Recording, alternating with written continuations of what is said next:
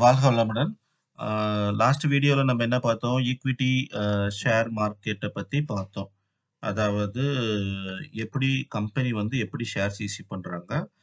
ஒரு கம்பெனினா என்ன? அதுல ஷேர்ஸ்னா என்ன? யார் யாரெல்லாம் ஷேர் மார்க்கெட்ல பார்ட்டிசிபேட் பண்ணலாம்? அதுக்கு என்ன தேவை? அப்படின்ற டீட்டெயில்ஸ் வரைக்கும் நம்ம பார்த்தோம். ஆ அந்த வீடியோ கொஞ்சம் கிளாரிட்டி இருந்ததுன்னு நெனைக்கிறேன். சப்போஸ் உங்களுக்கு ஏதாச்சும் கமெண்ட்ஸ் இருந்தாக்கா, நீங்க இந்த வீடியோவா இருக்கட்டும், இல்ல அந்த வீடியோவா இருக்கட்டும், நீங்க ஆட் பண்ணலாம். ஸோ நான் அப்பப்ப கமெண்ட் செக் பண்ணுவேன். ஓகே. இன்னைக்கு வீடியோல போலாம். இன்னைக்கு என்ன எடுத்துட்டு வந்திருக்கேன்னாக்கா, ஸ்டாக் பேசிக்ஸ் அப்படின்னு சொல்லிட்டு, stock brokers plus trading basics என்னென்ன அப்படின்றத டீட்டெயில்ஸா பார்க்கலாம். இப்ப ஸ்டாக் புரோக்கர்னா என்னன்னு தெரியும் நம்மளுக்கு. டிமேட் அக்கவுண்ட் நம்ம யார்ட்ட ஓப்பன் பண்றோமோ, அவங்க தான் ஸ்டாக் புரோக்கர். ஃபார் எக்ஸாம்பிள் நான் வந்து Zerodhaல வச்சிருக்கேன். அப்ஸ்டாக்ஸ்ல ஒண்ணு வச்சிருக்கேன். ஸோ அந்த மாதிரி நீங்க யார்கிட்ட ஓப்பன் பண்றீங்களோ, அது ஐசிஐசிஐ பேங்க்காவா இருக்கலாம், அ எஸ்பிஐ பேங்க்காவும் இருக்கலாம், இல்லனாக்கா Zerodhaவா இருக்கலாம், இல்ல இண்ட் மணியா இருக்கலாம், அப்ஸ்டாக்ஸா இருக்கலாம், எதுவா வேணாலும் இருக்கலாம். ஸோ டிமேட் அக்கவுண்ட்ட நீங்க யாருகிட்ட நீங்க ஓப்பன் பண்றீங்களோ, அவங்க தான் ஸ்டாக் புரோக்கர்.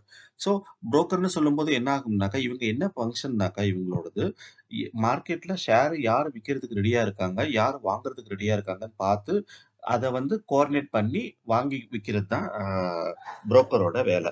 இப்போ வந்து நான் வந்து செல் பண்றேன். செல் பட்டன பிரஸ் பண்ணி செல்லுன்னு குடுக்கும்போது என்ன ஆகும்னாக்கா, நான் வந்து செல் பண்ணணுன்ற என்னோட இன்ட்ரெஸ்ட் வந்து இந்த புரோக்கர்ட்ட போகும்.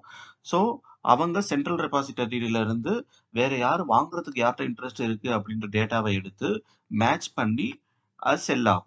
ஸோ, யார் வாங்கணுன்றாங்களோ அவங்களுக்கு போகும். யார் விக்கணும்னு நினைக்கிறாங்களோ அவங்கள்ட்ட இருந்து ஷேர் வாங்கணும்னு நினைக்கிறவங்கள்ட்ட போகும். இதுக்கு இந்த புரோக்கரேஜ் பண்றது இவங்க தான் ஸ்டாக் புரோக்கர் தான். ஸோ, அதனால இவங்களுக்கு ஒரு கமிஷன் இருக்கும். இப்போ ஒரு பர்ச்சேஸ் பண்ணாங்கன்னா, இவ்வளவு அப்படின்னு சொல்லி ₹20 ₹10 இல்லனாக்கா ஃப்ளாட்டா ₹10 ₹20 இருக்கலாம். இல்லனாக்கா 1% 0.1% 0.01% அந்த மாரி இருக்கும். ஏன்னா, ஸ்டாக் மார்க்கெட்ல மேக்ஸிமம் நீங்க ட்ரேடிங்ல பார்த்தீங்கன்னாக்கா, நெறைய பேரு பெரிய பெரிய அமௌண்ட்ல விளையாடுவாங்க. ஸோ அப்படி இருக்கும்போது, அந்த பெர்சன்டேஜ் ஆஃப் புரோக்கரேஜ் வந்து ரொம்ப ரொம்ப கம்மியா இருக்கும். 0.01% 0.001% 0.005% அந்த மாதிரி. ஸோ இது எல்லாமே ஆட்டோமேட்டட் தான். ஸோ என்ன ஆகும்னாக்கா, ஆட்டோமேட்டடா நம்ப பண்ணிட்டு இருப்போம்.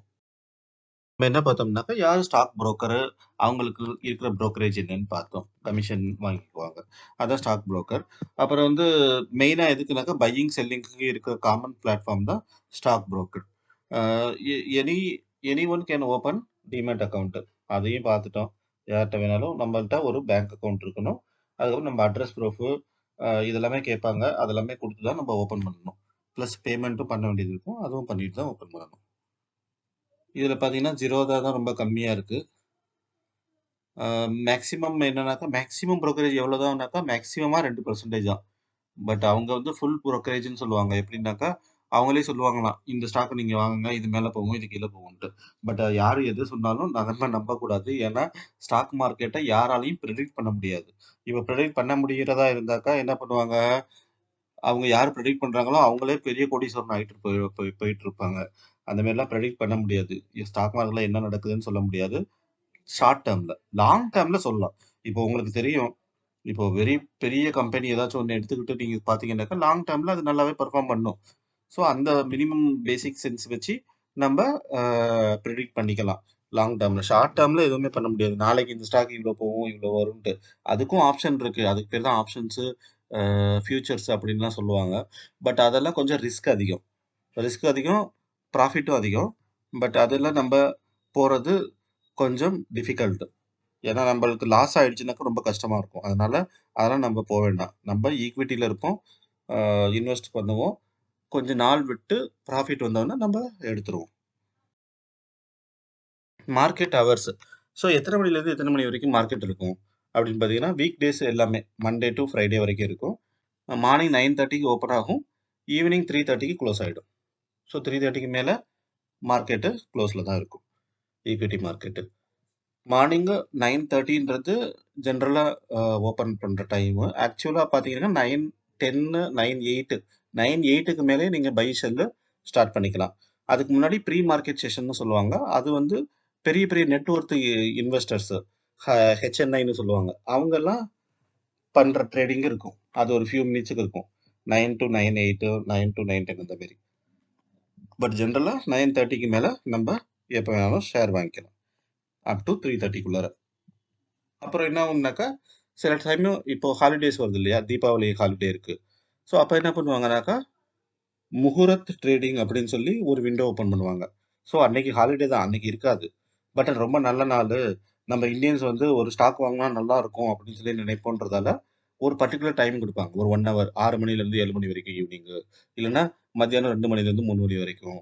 அப்படின்னு சொல்லி அந்த டைமுக்கு மார்க்கெட் ஸ்டார்ட் ஆகும். 2 மணிக்கு ஓப்பன் ஆகி 3 மணிக்கு குளோஸ் ஆயிடும். இது வந்து மொத நாளு இல்ல அதுக்கு முதல் நாளு நம்மளுக்கு நோட்டிஃபிகேஷன் வந்துரும். இன்ஃபார்ம் பண்ணிடுவாங்க. Next pre work. ப்ரீ ஒர்க்னா என்னன்னாக்கா, நீங்க எடுத்த உடனேயே கொஞ்சம் நாலேட்ஜ் தெரிஞ்சுக்கிட்டு, இமிடியேட்டா போயி ஸ்டாக் மார்க்கெட்ல பண்றத விட, நீங்க லேர்ன் பண்ணிக்கணும் ஃபர்ஸ்ட்டு. என்னன்னாக்கா, ஸ்டாக்னா என்ன? ஸ்டாக் மார்க்கெட்னா என்ன? பிளஸ் நீங்க என்னன்னாக்கா, ஒரு ஸ்டாக்க வந்து எழுதி வச்சு, இன்னைக்கு ரேட் இவ்வளோ இருக்கு. நாளைக்கு இவ்வளோ ஆகுது. அதுக்கு முதல் நாள் இவ்வளோ ரேட் இருந்தது. இந்த மாரி நீங்க நோட் பண்ணி வச்சு, நீங்க பார்க்கணும். சரி, ஃபார் எக்ஸாம்பிள் இன்னைக்கு நான் ரூ. 500 குடுத்து இந்த ஷேர வாங்கிட்டேன் அப்படின்னு சும்மா எழுதி வச்சுக்கோங்க. ஒரு 2, 3 நாள் கழிச்சு, இது வந்து அ ரூ. 500ன்றது ரூ. 510 போகும்னு எக்ஸ்கியூஸ் மீ பிரெடிக்ட் பண்ணியிருக்கீங்க அப்படின்னு வச்சுக்கோங்க. ஸோ அந்த ப்ரெடிக்ஷன் கரெக்ட்டா இல்லையா? தப்பா? அப்படின்னு சொல்லி உங்களுக்கு தெரிஞ்சிரும். 2 நாள் கழிச்சு நீங்க பார்த்தீங்கன்னாக்கா, டக்குனு அந்த ஷேர் வந்து ரூ. 480 போயிருக்கும். ரூ. 500 இருந்து நீங்க ரூ. 510 போகும்னு நெனச்சது ரூ. 480க்கு குறைஞ்சிருக்கும். ஸோ அப்போ உங்களுக்கு தோணும். ஓ! ஓகே. ஸோ நம்மளோட கெஸ் வந்து ராங்கு. நீங்க அதே பணம் போட்டிருந்தீங்கனாக்கா, அது குறைஞ்சிருக்கும். நீங்க பணம் போடாம நோட் பண்ணி வச்சு ட்ராக் பண்றதால உங்களுக்கு ஐடியா வரும். ஸோ அந்த மாரி நீங்க பண்ணி, பண்ணி கொஞ்சம் கொஞ்சமா நாலேட்ஜ் கெயின் பண்ணி நீங்க ட்ரேடிங் பண்ணலாம். இல்லையா, ரொம்ப ஸ்ட்ராங்கான கம்பெனிப்பா. இந்த கம்பெனியெல்லாம் அடிச்சுக்கவே முடியாது. அப்படின்ற மாரி கம்பெனி. ஃபார் எக்ஸாம்பிள் எஸ்பிஐ பேங்க்கு. ஏன்னா அது பெரிய பேங்க்கு. ஹெச்டிஎஃப்சி பேங்க்கு. இந்த மாரி பேங்க்கு. அந்த பேங்க்ல ஒரு ஷேர நீங்க கண்ண மூடிட்டு இந்த பிரைஸ்ல கூட வாங்கிக்கலாம். ஏன்னா ஆஃப்டர் 5 வருஷம் கழிச்சு பார்த்தீங்கன்னா, எப்படி பார்த்தாலும் அது அதிகமா தான் ஆயிருக்கும். அந்த மாரி கம்பெனிலாம் காணா போயிடாது. ஸோ அந்த ஜட்ஜ்மென்ட்லயும் போகலாம் நம்ப. ஸோ நம்பளுக்கு என்னன்னாக்கா பேப்பர் ட்ரேடிங்ன்னு சொல்லுவாங்க. பேப்பர் ட்ரேடிங் நோட் பண்ணி வச்சுக்கிறது. உங்களுக்கு பழைய டேட்டா வந்து எங்க கிடைக்கும்னாக்கா, எல்லா வெப்சைட்லயும் கிடைக்கும்.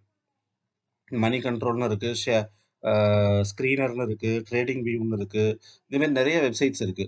ஸோ அதுக்குள்ளார போயிட்டு, இப்போ இன்னைக்கு பிரைஸ் இவ்வளோ இருக்கு. போன வருஷம் எவ்வளோ பிரைஸ் இருந்ததுன்னு நீங்க ஈஸியா பார்த்துரலாம்.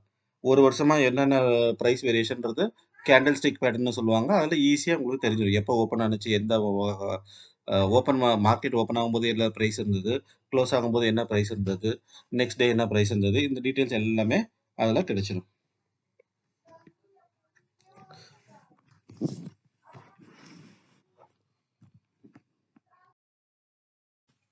ஸோ அதான். என்னன்னாக்கா, என்னோட அட்வைஸ் என்னன்னாக்கா, ஸ்டார்ட் பண்ணுங்க.